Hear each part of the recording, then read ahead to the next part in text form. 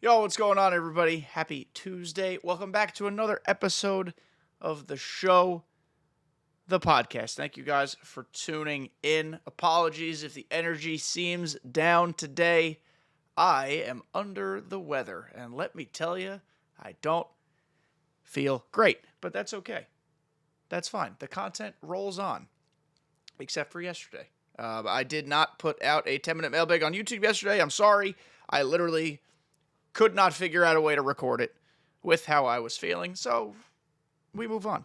We push forward. But thank you guys, again for coming back. If I, PSA, periodically take sips of some water, bear with me. I'm sorry. Today, you guys saw if you're on YouTube anyway, thank you for being here. You saw the headline, or the title. You saw the thumbnail. We're doing a little Christmas shopping today.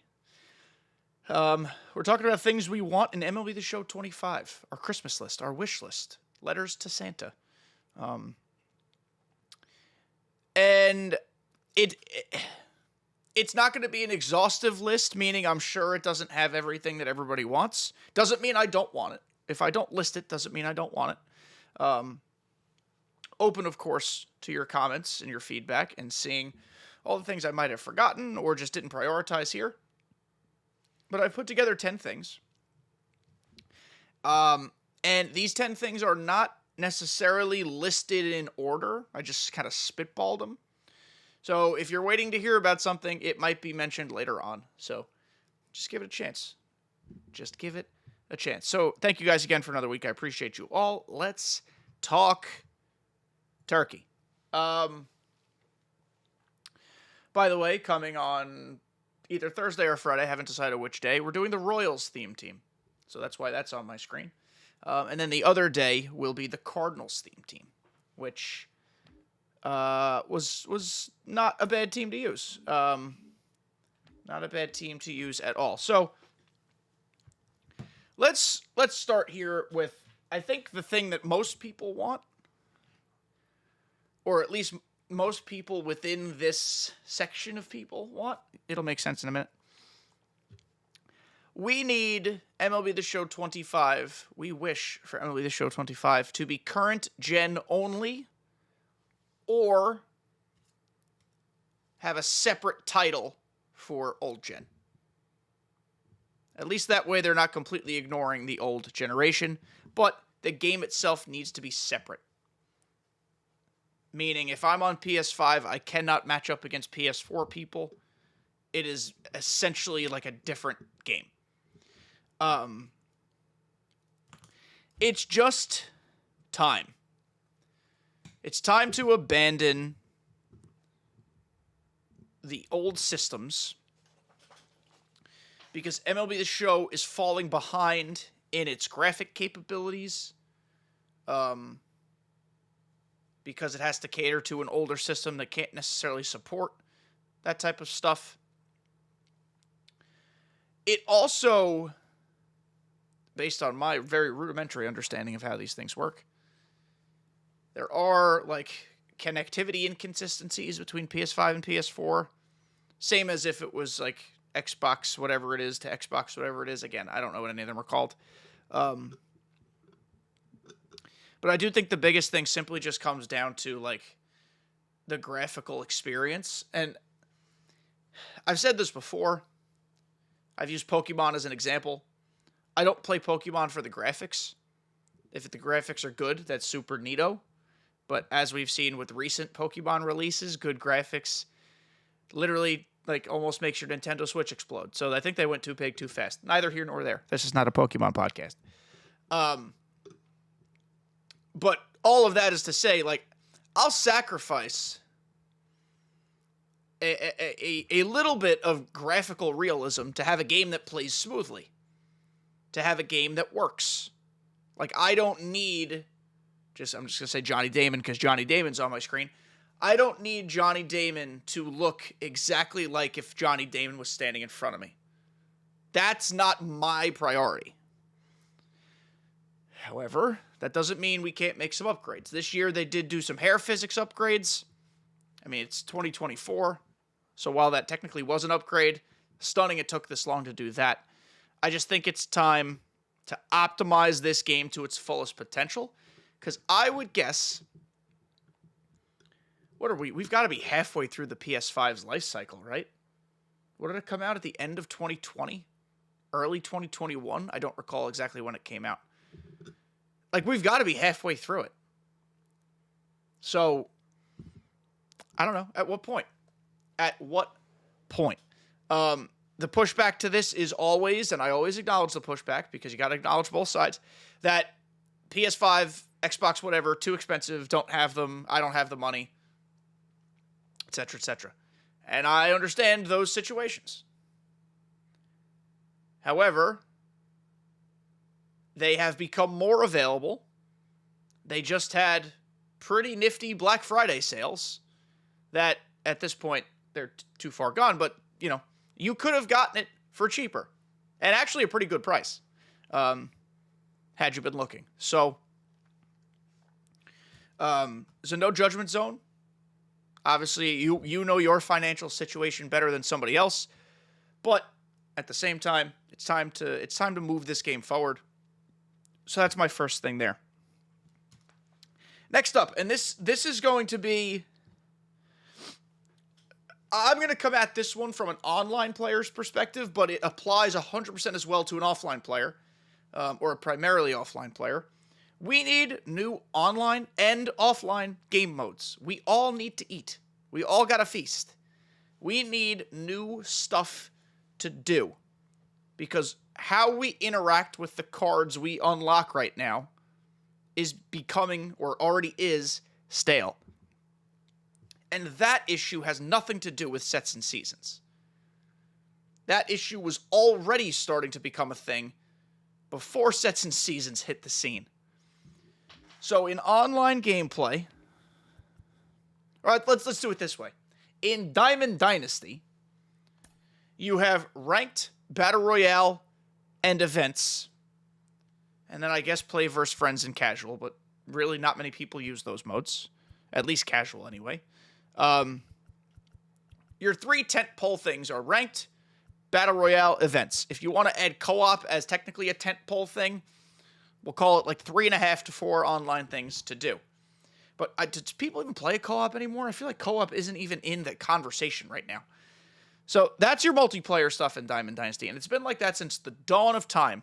I don't know if that's actually true. It's basically been like that since the dawn of time. And then when we talk single player within Diamond Dynasty, you have your mini seasons, which they did just give a nice update to. It moves a lot faster. You have Conquest, you have Showdown, and you have Play vs. CPU, which is almost exclusively used for grinding missions. It really serves no enjoyment purpose. Like, there is no enjoyment in doing Play vs. CPU. It is, in my opinion, strictly to grind stuff out. Showdown as well, to me, is not so much a game mode.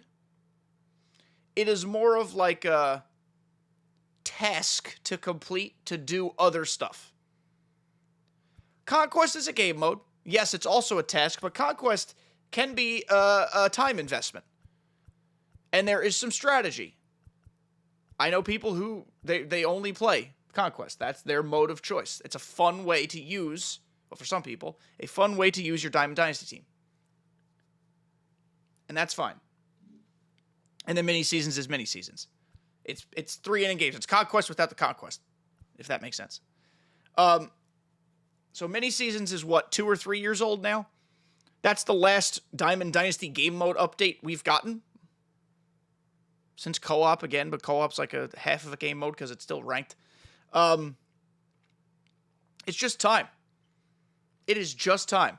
And then when you go to pure offline, you have Road to the Show, which continues to need major updates. March to October, which I don't really know what the appetite is for March to October. Franchise, which continues to need updates. And Storylines, which is a new mode, but it doesn't have replayability. And that's a problem.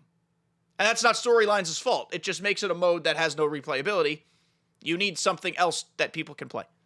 I guess technically there's also like Home Run Derby. There's Retro. Should I make a retro video? I've never seen anybody play retro moments. Like, it's all the same. So it's time for something fresh on both fronts. We all got to eat the same. Mangia, because I'm Italian, partially. Moving on. And this one, I've been hitting this, or banging this drum quite hard lately. Especially now that we have all these captain boosts that are just running rampant because of the way the game plays right now and because of the boosts and the emphasis on it. SDS has gotten to a habit since captains have been in the game of when they build cards, they purposefully limit some attributes, or maybe in some cases boost some attributes, but I found it mostly limit some attributes. So they don't fit certain boosts that will make them crazy good, or so that they do fit boosts that actually make them a little bit better.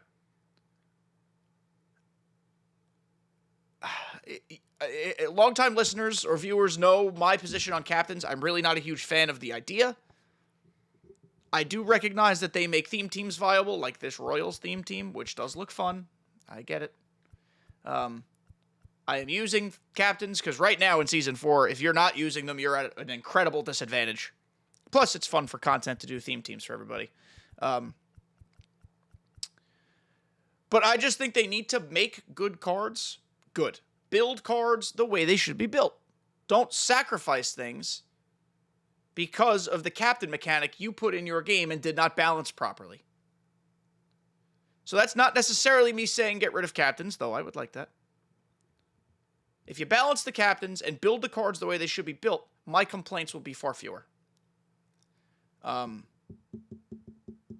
kind of sick of every time we open or get new cards dropped, we have to see which captains they got hoed out of fitting or which captains they do fit. And it becomes a whole thing. Like, I like the discovery phase of, like, finding which teams they fit on. That's different. But the frustrating thing is then when you find out the teams they do not fit on because, like, Steven Kwan's got one less arm strength than he should have. I just want cards built the way they should be built. I want all cards to have a chance for their own reasons to make people's teams. Captains has provided a ton of variety, especially lately. That's a good thing. Lineups are diverse. That's a great thing. That's what I've always wanted them to be. It just bugs me that it is intentional, clearly, that some cards are held back for certain reasons. So that, that's less of like a tangible thing that I want, but it is still something I want. Moving on, and this is a general Christmas ask. I feel like I ask for this every year. I feel like we all ask for this every year. It's kind of like that one staple you always get for Christmas. Like, maybe, I don't know, maybe this was weird, but every year I did get new socks for Christmas. And you know what? I effing loved getting new socks for Christmas because there are few better feelings on this earth than putting on a new pair of socks for the first time. I want efficient content pacing. Replace the word efficient with anything you want. Effective, logical, fun, immersive, well thought out. All of those things basically in my head lead up to the word efficient. So I want efficient content pacing. There were lulls. Sets and seasons led to lulls. Not having like a true predetermined power creep led to lulls. I don't need content every single day, but I like stuff to do, especially because the game is stale with the modes currently available to us. So, if the modes are stale, the cards are sometimes wishy-washy, and then there's nothing to do, why would people hop on to play the game? And that is ultimately the million-dollar question. So that's why I talk about content pacing. And that benefits everybody. That's not like that's one where we go, I don't know if we need that. That literally benefits everybody. It's a simple ask. Just keep planning stuff, and you can do it. Next one. It's time to nerf and or outright remove Shield Woods and Capital Lang. And I will continue to bring up this point. A few years ago, Ship It used to play almost exactly like Shield Woods. It was just a little bigger. but it was a launching pad. Elevation super high. Games were nuts. It was probably more like Laughing Mountain, which also could use a little bit of a nerf, but Laughing Mountain's not as extreme as Shield and Capital Lang. So what did SDS do when they saw that everybody was playing at Ship It and everybody was having these wacko nutso games? They nerfed Ship It. They toned the elevation down, and now, in my opinion, it plays an incredibly balanced game. You guys watch my gameplay? That's where I play all my home games. It has the best batter's eye. It has dimensions that make sense. It's got a fair amount of foul territory. Some cheapo homers on occasion, but usually if you piece it, it does what it's supposed to do. If you don't, it doesn't. That's balanced to me. So, Shield and Capital Lang just feel like arcade stadiums. So maybe that leads us to one of my next things. I think it'd be cool, and I've talked about this before, to have standardized Battle Royale stadiums. The initial idea was have SDS create, like, I don't know, 3 or 4 custom stadiums. MLB The Show, SDS does it themselves. Your first 2 games of the run, you play at this stadium. Your next 2, you play at this one. Everybody's got the same stadiums, common ground, the same experience. Also kind of means you're matching up with people within your tier. What if we just kind of pick up Shield and Capital Lang and throw them over there? They could just be BR stadiums. BR is basically an arcade mode anyway. Nobody would complain about high-scoring games in BR. Throw them over there. I really just don't want to play a ranked game at those places. It's not fun. 25 to 22 games are not fun at Shield. They're just not. And there's always a contingent of folks that say, oh, I feel like those stadiums reward my swings better. No, they don't. They give you a false sense of skill. They don't make you feel any better. They don't actually do a thing to you. They just reward your bad swings. Trust me, Ship It plays just fine. Plenty of other places play just fine. And then again on this stadium note, this is now going to be number 7 on my Christmas list. I'd like there to be some custom stadium reconsiderations. I kind of just think SDS should revisit the limitations, or the requirements more so, that's probably a better word, of what can be used online and what can't. I think there should be like a max for online only. If you want to create a banging offline stadium, please. You guys are creative. The stuff you make is cool. Do it. Do it, do it, do it. Show it to me. Take screenshots. But I'm talking for online play within Diamond Dynasty. We need to have some limits. There needs to be like a max asset count. Because stadiums just don't work when there's too much stuff going on. Or they could just fix that problem and make stadiums work no matter what. That would be the smart thing to do, but because I don't think they know how to do that, max asset count. I don't know what that number is. I don't know how coding works. But, excuse me, max asset count would be nice. Excuse me. H2O break. I think we need to rethink dimensions. We got to rethink your, your elevations. Elevation across the board is a whole separate issue that we can get into. About should we or should we not have elevation that makes such a difference within games. But that's not for this episode today. I've advocated in the past to just outright get rid of custom stadiums. I personally, I don't know. They want to make a baseball game that's realistic, and then they let people do whatever they want with custom stadiums, so that just doesn't jive to me. Doesn't make sense. There was a lot of negative feedback when I said that, getting rid of custom stadiums. I think maybe more people enjoy that feature than I anticipated. And I want people to enjoy this game. So I'm walking back that statement a little bit. If people enjoy it, don't take it away. But I do think we can modify it. I think there's always room to learn, to grow, to modify, to change, just to make it make sense. Again, offline, please go crazy. Have a blast. But I think when you bring it to DD, it's just got to have a little bit sharper of, not a play style, but I think it's got to play sharp. Custom stadiums don't play well this year. It's been a common theme. They don't play well. Pretty much anywhere. So, that's where I'm coming from. Next thing, I've talked about this before. I don't know if people remember. I think it was a Whiteboard Wednesday, and it was not an idea I birthed entirely myself. But I'd like there to be a Cooperstown, I'm calling it mode. It's not really a mode. You don't play it. It's more of like a feature. Probably feature is the better word. Think of it as a Hall of Fame, where it tracks all of your in-game achievements. It tracks, let's say you make World Series in ranked. It's okay if you don't.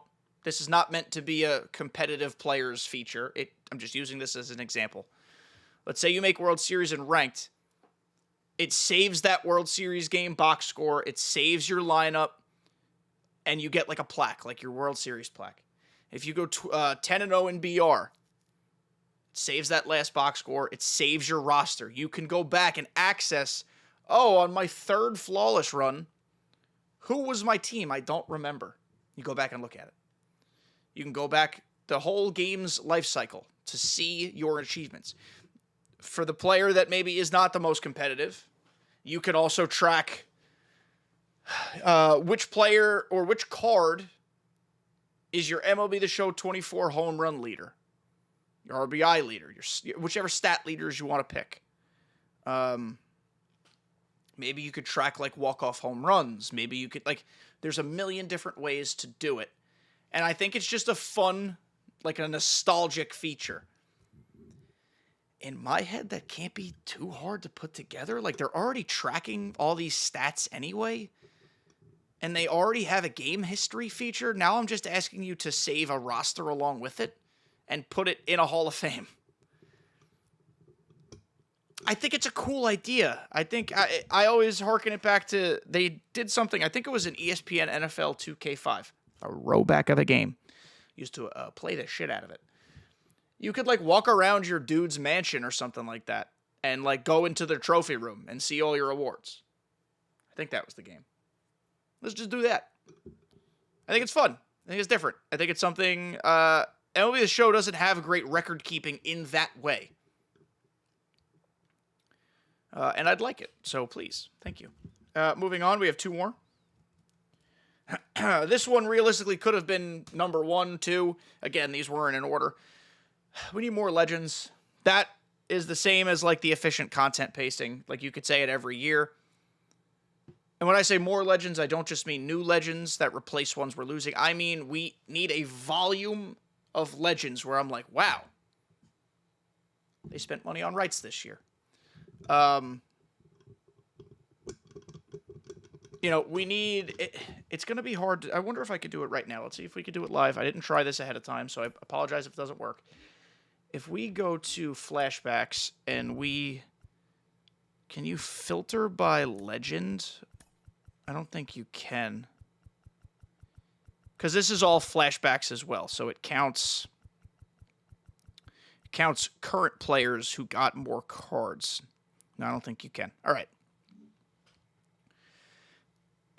Include flashbacks then, I guess, for this argument, but you guys know what I'm talking about. It should be reflective of their legend count as well. Look at the disparity between all these teams. Orioles, 48 flashbacks and legends. Red Sox, 52. Yankees, 95. That's an outlier. We all know that. We all know why. 36 Rays. I know they don't necessarily have a lengthy history, but they have more than 5 legends you could put in this game. Blue Jays, 40. White Sox, 42. Guardians, 45. Tigers, 46. Royals, 33. Long history as a franchise. That's it. Twins, Astros, Angels, they've been around. Athletics, Mariners, they've been around. Rangers, Braves, Marlins, they are new and they stink. Or newer and they stink, but come on. Mets, it's a good amount.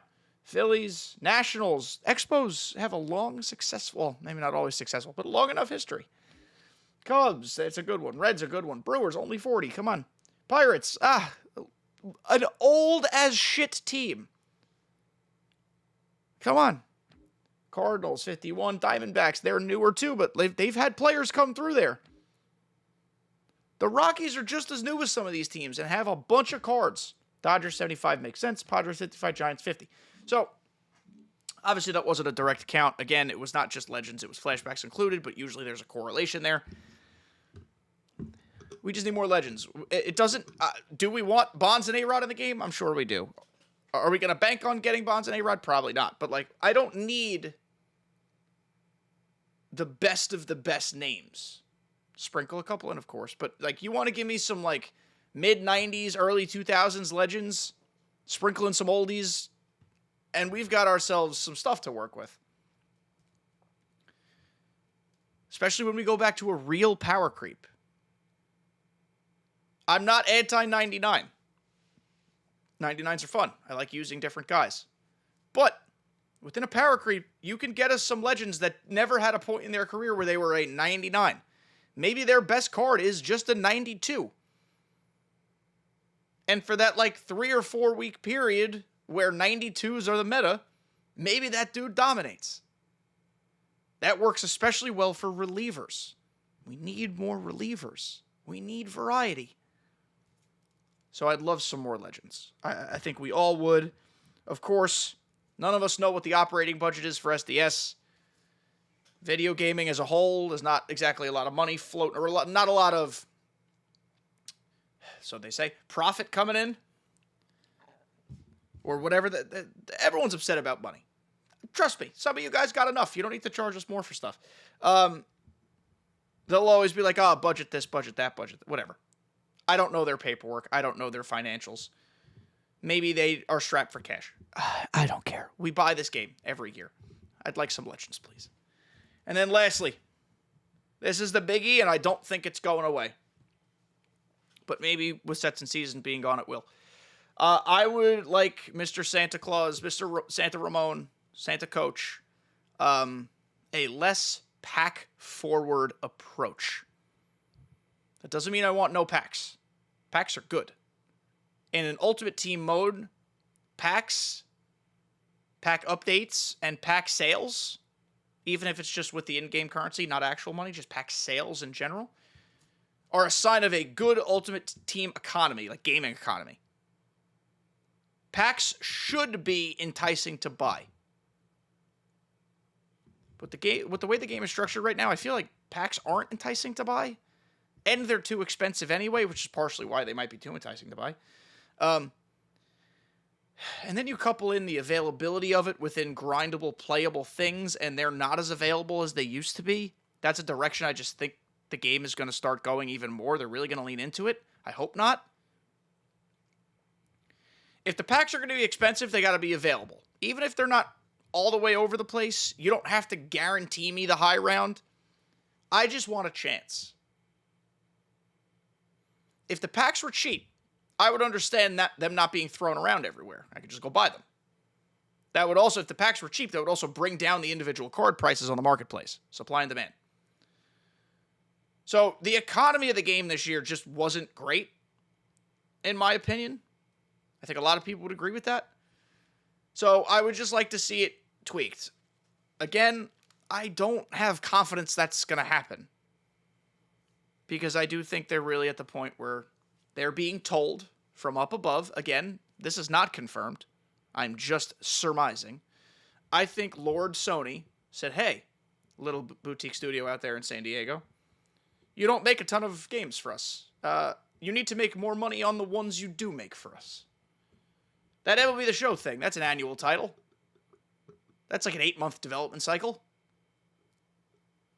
You have people buy in-game currency. I see how much money Madden makes and whatever FIFA's called now. And 2K. I see how much they make. You need to make that much. Make people buy stubs. I think Lord Sony is saying that. So I don't know if that's going to change. I hope it does. I honestly don't know. But unfortunately, that's the reality we might have to start living in. If you give us enough other cards that are available outside of packs, it also lessens that feeling. So, Mr. Santa Ramon, get to work. Do your stuff. You're a good fella. I went longer than I thought I was going to. I feel like the energy wasn't high, but I got on a good roll there because I am tired and not feeling well. So I am going to go take Advil so my migraine goes away. I'm going to probably chug the rest of this water bottle, stay hydrated, maybe drink some Gatorade, and have some chicken noodle soup. I think that's my plan for this evening. So thank you guys for understanding no video yesterday. Look out for content this week. I'm going to do my best to get it done. I'm sorry if it's not all perfect. Higher energy to come. Thank you guys. I love you guys. Of course, let me know what your Christmas list is. Not in real life. I'm not buying you guys anything. But let me know what your MLB The Show Christmas list is. And that's that. All right. Love you guys. See you next time.